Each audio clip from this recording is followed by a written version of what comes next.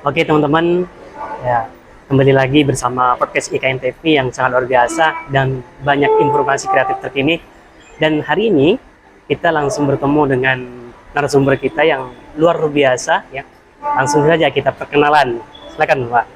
Ya, selamat sore pemirsa TV ya, IKN ya. IKN. Terima kasih udah dapat berkomunikasi untuk wawancara saya. Oke. Pak Mukhtar nih, ya kan? Ya. Dipanggilnya Pak Mukhtar aja ya Pak. Ya. Biar Zulfidar. Oh, Pak Zulfidar Ya. Kita nih Pak berbicara tentang terkait kontribusi peran pemuda menjelang tahun pemilu 2024 yang akan datang. Ya.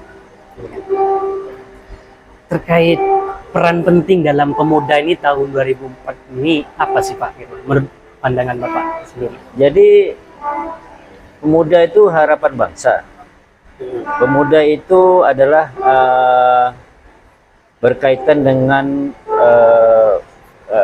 situasi yang dihadapi dia sekarang, dan dia bisa mewujudkan kekuatan kepemudaan mereka dalam rangka untuk mencapai apa yang disebut cita-cita bangsa, cita-cita dirinya, untuk mencapai kekuatan bangsa Indonesia lebih kuat, lebih maju.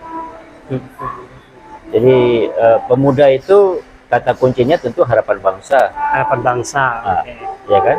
Dia akan memposisikan diri akan lebih ideal jika dia akan ikut dalam partisipasi, tidak harus menunggu, dia harus bisa mampu berkontribusi terhadap pembangunan itu sendiri. Maka kalau anak muda bekerja, suasana akan hidup.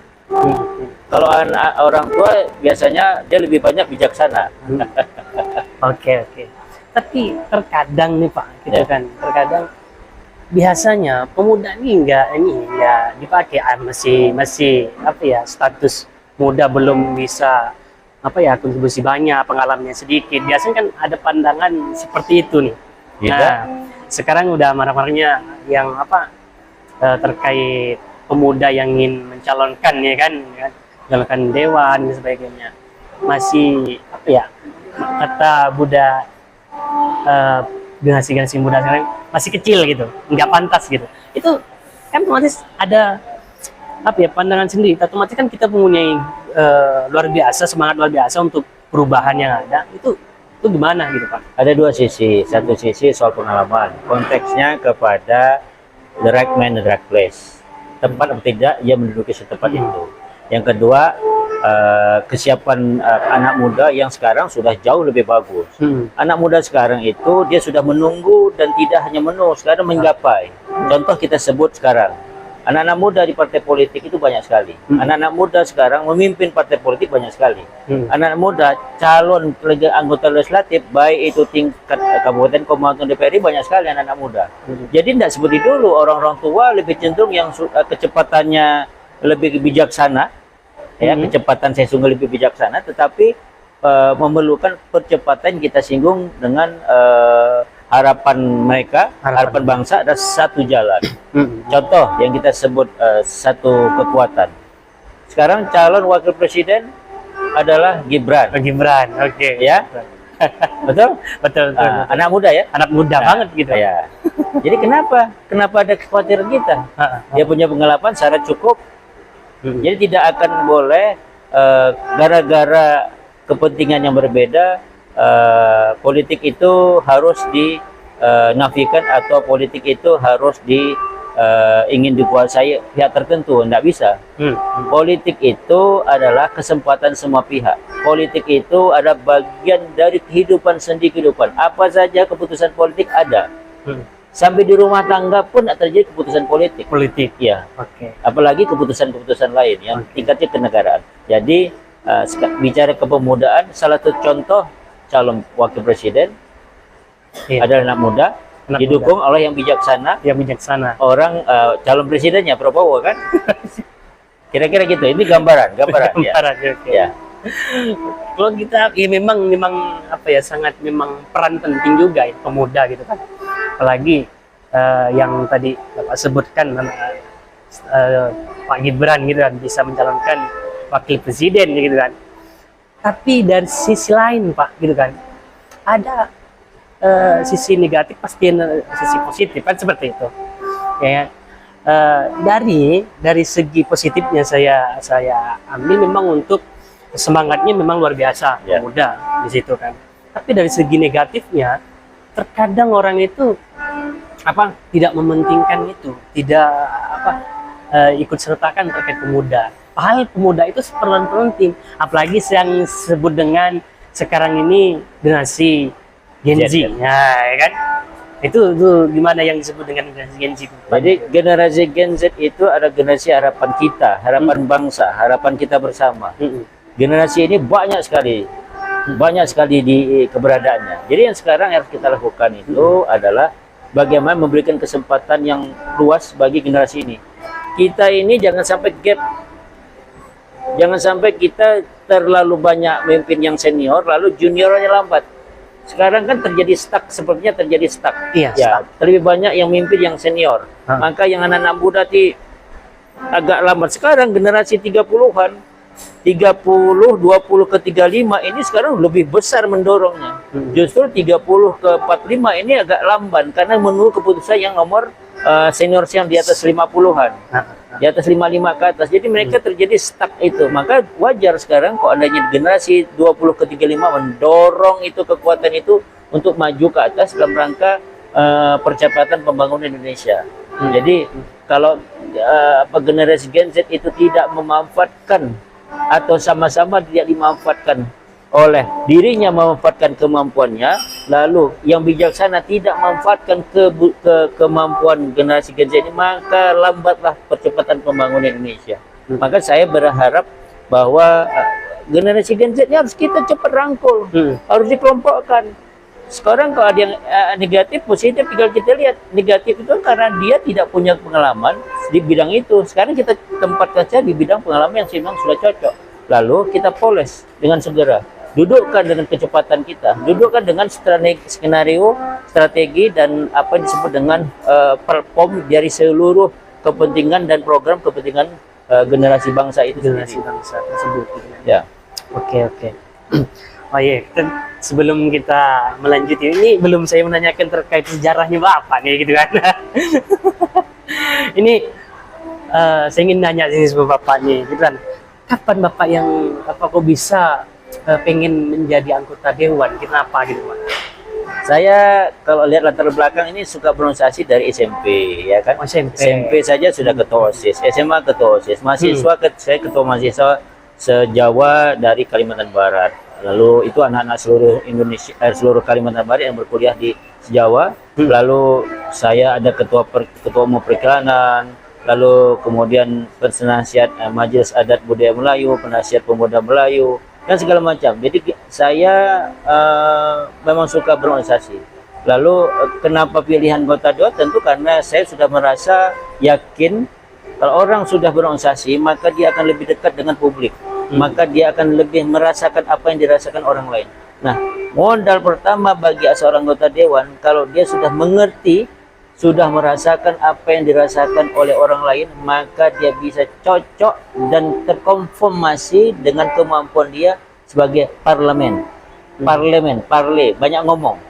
Ya, kalau parlemen itu banyak ngomong. Kalau dia sedikit ngomong, berarti dia tidak mengadopsi yang terjadi di tengah masyarakat. Karena parlemen itu bicara setelah ada masukan dari masyarakat, pemantauan dari masyarakat, evaluasi kepada pemerintah. Baru dia bisa bicara selain memang pikiran-pikiran dia untuk memajukan bangsa dan negara ini. Oke. Berarti memang dari sejarahnya Bapak memang aktif luar biasa dari ikut organisasi, dari OSIS dan sebagainya. Sehingga terjun ke politik. Artinya tidak harus dan tidak juga bagi seperti saya berorganisasi banyak. Bagi orang yang berorganisasi sedikit pun dia harus mampu mengadaptasi dengan segera, dapat menyesuaikan dengan segera. Dan salah satu kunci bagi anak muda ada dua. Satu, mereka anak muda nih seperti keinginannya terlalu menggebu-gebu, seolah kiri kanannya dia tidak lihat. Sekarang harus mawas diri, harus kiri kanan harus lihat. Anak muda kalau ingin maju, dia harus merespon, dia harus merasakan apa yang orang rasakan, maka dia akan maju. Yang kedua, bagi anak-anak muda sekarang tentu dengan kecepatan yang dia ketahui, dengan kemampuan dia ketahui, maka keilmuan mereka tuh harus diuji dan dia harus mengujikan diri. Kalau semua anak muda tidak mengujikan kemampuannya, maka sampai di situ saja kemampuannya.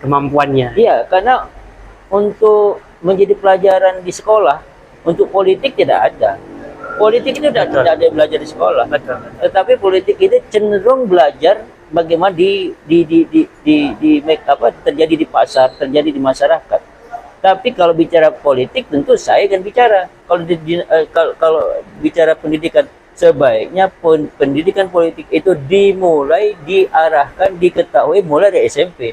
Kalau demikian, kalau sudah SMA sudah mengetahui emosi yang meledak-ledak, lalu mereka ingin menyampaikan pesan-pesan yang meledak-ledak, lalu di kuliah mereka ikut demo juga tapi tidak mengerti apa artinya demo, tidak mengerti apa yang disuarakan, tidak mengerti apa yang tujuan yang disampaikan, maka bersia-sialah situasi itu. Maka sebaiknya, karena bersia-sia demikian, maka sebaiknya bagi kami sebagai anggota dewan ingin menyampaikan produk hukum, perda atau lain sebagainya, apabila ingin melakukan yang namanya koreksi dari masyarakat, maka masyarakat itu harus mengetahui apa yang kami lakukan. Betul? Jadi mahasiswa harus mengetahui apa yang kami lakukan, baru dia bisa mengetahui apa yang harus dilakukan untuk melakukan counter terhadap apa yang telah kami lakukan. Jadi kalau mereka tidak mempelajari masalah yang dipermasalahkan, sumber masalah itu, maka tidak akan mungkin jawaban-jawaban di tengah masyarakat ini akan secepat dan semudah membalikkan telapak tangan. Oke. Tadi sedikit ini memang sangat berbahasa ya dari pengalaman Pak. Tapi sedikit saya ingin menanyakan dari parlemen gitu kan. Banyak omong gitu kan. Banyak bicaranya. Dewan kan seperti itu gitu. Bergebu-gebu luar biasa berbicaranya. Tapi terkadang masyarakat ini nggak percaya Pak. Ya kan? Nggak percaya. Cuma omongan doang, ngomong kosong. Ya gitu kan. Dewan ini kan takutnya dari generasi muda sekarang takut seperti itu. Itu gimana Pak? Jadi bicara dewan yang tidak dipercaya, bicara dewan yang memang dia masyarakat merasakan apa yang telah dilakukan oleh dewan-dewan yang sebelumnya, dewan-dewan yang terjadi. Maka pemilihan caleg yang sekarang terjadi menjadi problem sendiri apabila para dewan-dewan itu tidak memenuhi kewajiban-kewajiban atau kampanye selama proses waktu periode sebelumnya, maka dia akan terkendala dari komunikasi yang tadi disebut dengan masyarakat tidak percaya kepada dewan. Tetapi tidak semua, banyak dewan juga berhasil dalam rangka untuk membangun masyarakat itu sendiri, berkomunikasi dengan masyarakat. Jadi terkoneksi apa yang dirasakan oleh masyarakat. Misalnya saya gitu ya, pokok pikiran kami Kota Pontianak jelas kami serahkan kepada masyarakat. Lalu ada pokok pikiran Haji Boyman Harun yang saya konfirmasi. Saya sekretaris wilayah PAN. Ketua saya adalah Haji Boyman Harun adalah anggota Komisi 5 DPR RI. Dia punya program bedah rumah, bedah WC. Nah, program itu saya minta. Lalu saya kembangkan di Kota Pontianak. Nah, di Kota Pontianak banyak orang membutuhkan program bedah rumah, bedah WC. Nah, itu ada 1000-an sekarang mereka udah terima bedah rumah, bedah WC. Itu dirasakan langsung oleh masyarakat. Apa? Itulah pesan dari kami. Saya anggota Partai Amanat Nasional, Sekretaris Wilayah PAN Kalimantan Barat, tentu menyampaikan itulah PAN, bantu rakyat. Jadi kami ini harus melakukan bantu rakyat. Bagaimana caranya? Semaksimal mungkin. Apabila kemaksimalan kami itu dinilai masyarakat seperti itu, ya kami terima. Karena ekspektasi masyarakat berbeda-beda. Ada yang memang tinggi sekali, ada yang cukup saja, ada yang tidak sama sekali, ada yang cuek sama sekali. Jadi masing-masing situasional itu kami harus pahami. Maka bagi seluruh masyarakat, khususnya calon anggota dewan ingin menjadi DPRD, memang DPR memang harus merasakan apa dirasakan oleh orang masyarakat. Otomatis ada kepekaan terhadap masyarakat untuk memberi kayak bedah rumah, bantuan-bantuan lah seperti itu. Oke, ini ada Pak, gitu yang menarik dari segi pemuda ini biasanya ingin mencegah terkait politik uang. Ini sekarang nih apa ya, marak-maraknya nih Pak, luar biasa dia kan dengan politik uang gitu kan. Itu gimana menurut Bapak seperti itu tuh? Itu Apa yang- memang dari dewannya atau memang seperti itu politik gitu? Tadi di latar belakangnya ketidakpercayaan kan, Ya. tidak kepercayaan. Lalu kepercayaan itu tadi diulang lagi untuk dapat ditemukan. Maka supaya tidak kecewa, masyarakat melakukan hal yang sama. Boleh demikian, tapi harus demikian. Syarat-syarat itu harus dipenuhi. Apakah dia bersyarat untuk sistem pembinaan? Apakah sistem pokok pikiran harus diberikan kepada RT RW setempat dan bentuk-bentuk lainnya. Makanya kita berharap dalam rangka bentuk-bentuk penawaran-penawaran itu harus mampu dilihat sisi positif juga. Tapi jangan sampai dewan itu juga kecele. Artinya kecele itu karena banyak juga ada kemungkinan broker-broker ini yang kiri. Maka saya sarankan ketemu langsung dengan publik. Karena ketemu langsung dengan publik, dia akan rasakan apa yang dirasakan publik dan publik akan melihat dia. Jangan sampai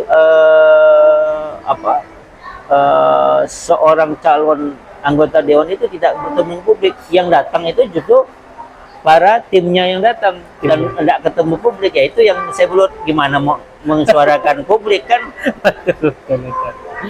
Oke. Oke teman-teman, sangat luar biasa ya teman-teman, kita diskusi dengan Pak Zul Hidar gitu ya, dia Mukhtar. Ini Pak, yang dari segi pemuda ini kan menarik banyak lagi, khususnya Kalimantan Barat nih. Sangat berperan penting lah untuk mengikuti pemilu 2024 yang akan datang gitu. Tapi dari segi lain gitu, dari segi sisi lain gitu kan, pemuda ini terkadang itu tidak mencoblos dan sebagainya, tidak memberi suaranya untuk ini untuk pemilihan gitu. Karena saya nggak mendapat uang dari dewan itu dan sebagainya gitu kan. Ini kan otomatis generasi kita akan hancur seperti itu Pak. Karena kata Cak Lontong itu politik unyil gitu, nggak mau perubahan gitu. Tetap aja seperti itu gitu Pak.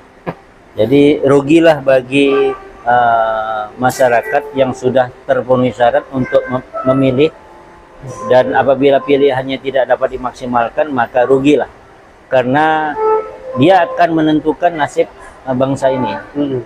Bagi masyarakat tidak ikut mencoblos, tidak ikut memilih, maka dia tidak bisa berkontribusi kepada pilihannya, karena harusnya dia harus mampu membuka ruang bahwa suara masyarakat adalah suara yang mampu membuat suasana itu lebih baik lagi. Jadi dengan keyakinan masing-masing, mau pilih presiden kah, mau pilih anggota legislatif kah, mau pilih DPD RI kah, mau pilih kepala daerah kah, itu tentunya hati masing-masing, hati nurani masing-masing, hati yang dari awal dia harus melihat. Tapi jangan juga kalau seandainya dibayar gitu, jangan marah setelah nggak diperhatikan, karena ada transaksi kan. Iya betul. Kan ada transaksi. Makanya sebaiknya saya berharap pemuda itu melakukan upaya memaksakan dirinya untuk memilih dan menentukan, karena nasib bangsa, nasib daerah ini suaranya itu dari anak-anak muda, masyarakat yang akan menginginkan suaranya diwakilkan oleh siapa. Kalau saya diwakilkan oleh mereka, saya bersyukur, alhamdulillah. Misalnya masyarakat bersetuju dengan diwakilkan oleh saya bisa mempertanggungjawabkan amanah yang diberikan semaksimal mungkin, dan itu dapat diuji dengan tadi produk kegiatan saya yang selama ini saya lakukan. Jadi menurut saya yang lebih penting sekarang masyarakat, khususnya pemuda generasi Gen Z ini harus menginisiasi, berkreasi, berinovasi untuk berperan aktif, bahkan ikut terlibat dalam putusan-putusan politik. Oke. Oke, sangat luar biasa ya, terima kasih ke Bapak. Tapi sedikit saya ingin tadi Bapak menyinggung terkait ini pemuda yang mencalonkan wakil presiden gitu kan, itu ada banyak simpang siur nih Pak, ya kan, terkait hal pemuda, bang ingin gagasan dari pemuda ini sangat luar biasa untuk Ya. kontribusi pemerintahan gitu kan. Ya. Nah, harus seperti itu, Ya. pegangan yang luar biasa dari pemuda gitu. Tapi dari segi lain Pak tidak ada mendukung, ada yang mendukung. Kan politik ini unik gitu Pak, dilihat masyarakat. Ya, politik itu kan bebas memilih, bebas menilai. Mm-mm. Dari sudut mana saja orang boleh bisa menilai. Mm-mm. Oke. Dengan hadirnya seorang bernama calon wapres nama Gibran, Ha? dia baru satu orang sudah menggetarkan seluruh Indonesia. Betul? Betul, betul, betul. Dia sudah menggetarkan seluruh Indonesia. Mm-mm. Bahkan bisa menggetarkan dunia lainnya. Negara-negara lainnya. Apa tokoh muda yang mampu menggerakkan kekuatan itu? Karena apa? Kalau bicara George Bush dulu, dia juga ada anaknya. Ya kan? Iya, betul. Anaknya juga jadi presiden. Presiden. Ya, artinya kenapa? Kenapa ada yang aneh di sini? Yang aneh adalah bagi orang yang tidak sependapat. Tentu dia merasa aneh. Tetapi bagi orang yang punya pikiran untuk masa depan lebih baik, semua menjadi alat ukur. Anak muda maju menjadi alat ukur, yang tua maju menjadi alat ukur. Jadi sekarang ini kita berpartisipasi sama-sama mengukur kemampuan. Iya, mengukur kemampuan dalam rangka untuk kedamaian dan pembangunan Indonesia itu lebih baik lagi. Jadi jangan sampai apa yang kita maksud dengan penetapan calon-calon ini menjadi persoalan politik, yang dasarnya adalah bukan melihat keputusan yang telah diputuskan. Jadi kalau bicarakan anak muda, saya bilang baru satu, Gibran. Saudaraku Gibran, dia calon bergetar seluruh Indonesia dan dibicarakan di mana-mana. Saya mau nanya, semua anak muda kita calonkan, calon pilkada, semua anak bergetar nggak semua? Tokoh tua, kan tokoh tua takut juga gitu misalnya. Iya, betul, betul. Iya, misalnya gitu kan. Iya, oke. Salah satu yang saya ingin katakan juga gini ya, sekarang KNPI ini juga sekarang dalam posisi tidak aktif. Iya, Hampir KNPI se-Indonesia ini tidak aktif. Saya mantan penasihat KNPI Kalimantan Barat. Saya juga pernah berkomunikasi dengan teman-teman secara nasional. Tetapi di sini adanya KNPI yang bisa jumlahnya 2 dan 3 di satu daerah atau di nasional, ini menjadikan sesuatu harus kekhawatiran kita. Maka saya berpendapat sebaiknya KNPI ini di dalamnya dipecah sekarang. Jadi misalnya gini, KNPI yang mahasiswa itu tersendiri, KNPI yang sifatnya latar belakang pemuda dari partai politik itu dipisahkan, dan KNPI yang bersifat kepemudaan murni sosial itu dipisahkan. Maka akan adu argumen yang berpolitik, pemuda-pemuda politik berargumen bersama-sama mereka, adu argumen. Bagi mahasiswa argumen tentang argumen tentang kejadian-kejadian di lapangan atau keputusan-keputusan yang diserap dari mereka. Bagi pemuda yang berkaitan dengan keberadaan pemuda sosial, maka dia harus berbicara tentang kesosialan. Jadi dengan demikian tidak ada lagi namanya mengkup seluruh kekuatan kepemudaan. Karena terjadinya kup inilah terjadi kelemahan bagi kepemudaan Indonesia seutuhnya. Jadi inilah penyebabnya. Salah satunya adalah karena ingin meraih kekuatan politik, menguasai kekuatan politik tanpa melakukan pembinaan yang terukur. Berarti pecah 3 lah dia. Ya bisa, harus pecah 3. Kalau ingin mau pecah 3. Mahasiswa biarkan sendiri. Pemuda politik biarkan di underbrow partai politik biarkan sendiri. Khusus untuk pemuda yang berkaitan sosial, NU dan sama itu dia sendiri. Biar dia beradu argumen di antara mereka. Jangan sampai ditemukan juga ada manfaat. Kalimat yang terbaik itu kalau sudah bersilaturahmi menimbulkan manfaat, tidak menimbulkan manfaat, menimbulkan ribut, kenapa harus ketemu? Mendingan jangan ketemu. Pecahkan sekali. Adu gagasan. Adu gagasan di tingkat mahasiswa, adu gagasan di tingkat pemuda sosial, adu gagasan untuk tingkat para pemuda partai-partai politik. Itu lebih clear dan lebih gentle. Lebih nampak dari pekerjaannya seperti itu. Iya. Okay. Betul. Oke, ini Pak terakhir nih. Ya.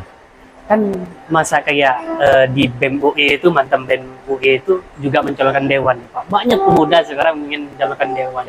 Memang berapa sih gaji dewan nih, Pak? Kok bisa dikincar-kincar seperti itu gitu? Yang jelas jadi dewan itu pasti cukup untuk anak-anak muda. Nah, anak muda. Cukup lebih untuk anak muda. Bagi yang sedang-sedang saja cukup lebih cukup. Oke. Jadi bukan soal gaji ya. Kalau saya bukan soal gaji. Ya. Tapi bagaimana kiprah atau kebijakan yang saya dapat ambil mampu dapat membantu masyarakat.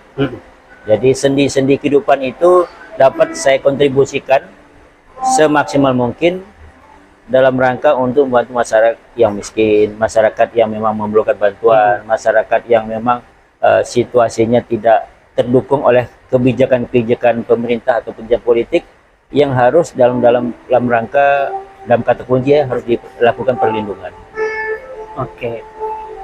Memang apa ya, kalau kita bicara tentang gaji memang nggak seberapa, berarti tunjangannya juga banyak Pak, kan Ya. seperti itu gitu kan. Ya, artinya bicara semua itu berkaitan dengan kinerja kita. Kinerja Tunjangan kita. itu berkaitan kinerja. Oke. Semakin kinerja kita baik, semakin pendapatan nasional daerah itu baik, maka tunjangan itu juga baik. Tapi dari sisi itu memang harus ada kepekaan kepada masyarakat yang terpatokan kepada gaji ya. Itu memang sangat biasa ya kita diskusi dengan Bapak tersebut ya. Oke, terakhir Pak, pesan terhadap pemuda-pemudi khususnya di Kalimantan Barat untuk menjelang pemilu 2024 akan datang apa seperti itu? Pertama, saya menyarankan kepada pemuda Indonesia, kepada remaja, kepada Gen Z, generasi Gen Z, untuk menggunakan hak pilihnya sebaik-baik mungkin. Tentukan pilihan dengan hatimu, dan hatimu, tanganmu, jarimu untuk memilih sesuai dengan harapanmu untuk mencapai harapan bangsa Indonesia lebih baik lagi. Untuk itu saya berkeinginan juga bahwa masyarakat generasi Gen Z ini yang fluktuasinya hampir 30%, maka kita harapkan mampu, bahkan lebih ya, kita harapkan mampu mengubah kekuatan Indonesia untuk lebih diperlakukan percepatan kembali untuk menggapai apa yang disebut dengan Indonesia Emas, Indonesia Maju, Indonesia Hebat. Oke, terima kasih Bapak. Itulah sedikit kita bincang-bincang terkait pemuda yang mengenai politik gitu ya Pak. Nah. Oke teman-teman, sangat luar biasa ya teman-teman podcast IKN TV. Jangan lupa ya, tonton terus yang podcast IKN TV, banyak informasi kreatif terkini di sini. Makanya jangan lupa, salam podcast IKN TV. Oh, salam.